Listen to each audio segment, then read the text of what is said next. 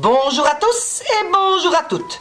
Je suppose que vous êtes prêts pour vos 5 minutes qui vous veulent du bien, hein, parce que maintenant ça fait longtemps. Mais j'ai été très occupée dans ma baraque à frites, j'ai eu beaucoup de clients, surtout avec les fêtes et tout ça. Mais maintenant je suis là. Allez, je viens quand même voir si vous avez votre petite pierre ou votre petit élastique pour vous rappeler ce que je vous avais dit la dernière fois. Et si vous l'avez, c'est bien. Car sans ça, ça va être plus difficile d'être alerte quant à la sélection de vos pensées. Hein. N'oubliez pas que vous êtes ce que vous pensez. Donc, faites attention à ce que j'appelle votre nourriture cérébrale. Le conscient, il a tendance à se désensibiliser. Avec tout ce qu'on voit là-dehors de boîte et tout ce qu'on entend de nos jours. Et c'est pareil pour vos enfants, hein, si vous en avez. Eux aussi sont bombardés de toutes sortes de bazars. Des bazars qui n'étaient pas courants ou normaux il y a 20 ans. Aujourd'hui, c'est accepté comme monnaie courante. Des paroles violentes dans les chansons, du sexe à la télévision à 3 heures de l'après-midi. Moi, je veux bien à 22 heures entre adultes. Alors on fait comme on veut, mais je suis quand même pas à l'aise avec mon gamin de 5 ans assis à côté de moi quand ouïouille. En une fois, il y a une scène très explicite et inattendue le dimanche après-midi. Ou alors ils emploient un vocabulaire grossier à la radio. J'essaie de tourner la tête un peu. Ah, voilà. Tu es là, caméraman. Oui, écoute, moi je suis pas une star, hein, j'ai pas l'habitude de tout ce genre de bazar. Alors, qu'est-ce que je disais? Ah oui, le vocabulaire un peu grossier à la radio. Quand, par exemple, vous allez chercher vos petits à l'école, et vous êtes assis dans la voiture, et en une fois vous entendez des choses qu'un gamin ne devrait pas entendre. D'ailleurs, à ce sujet, j'ai une petite anecdote. Un jour, j'étais dans ma baraque à frites, il n'y avait pas beaucoup de clients, et j'avais la radio allumée pour la musique. Et il y a ma fille de 6 ans qui rentre. « Bonjour maman !» Et puis tout à coup à la radio, et attendez, hein, il est 4 heures de l'après-midi, hein, vous savez ce qu'ils disent? « Regardez le ciel, on dirait des anges qui enculent Dieu. Quelle pute ces anges !» Merci, Andy, j'étais un peu choqué, hein. Mais surtout, j'étais fâché. Et pas parce que c'était catholique ou quelque chose, hein. Juste ce vocabulaire à 4 heures de l'après-midi. Donc, qu'est-ce que je fais? Je téléphone à cette radio pour m'exprimer en tant que citoyen libre d'une démocratie.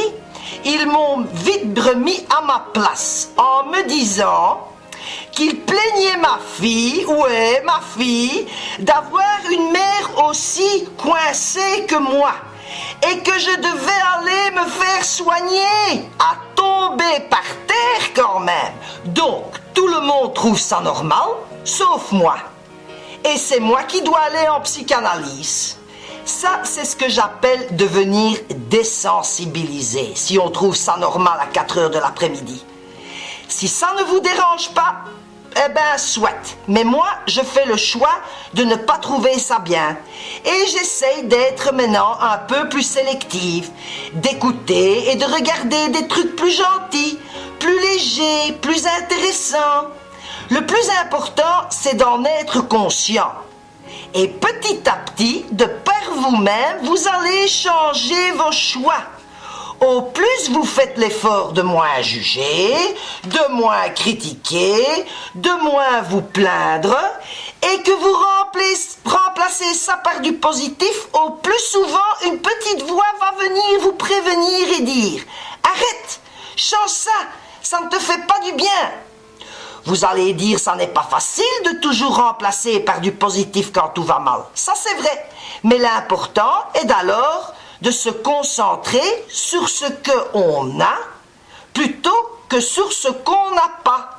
Et ça, c'est ce que la majorité des gens font.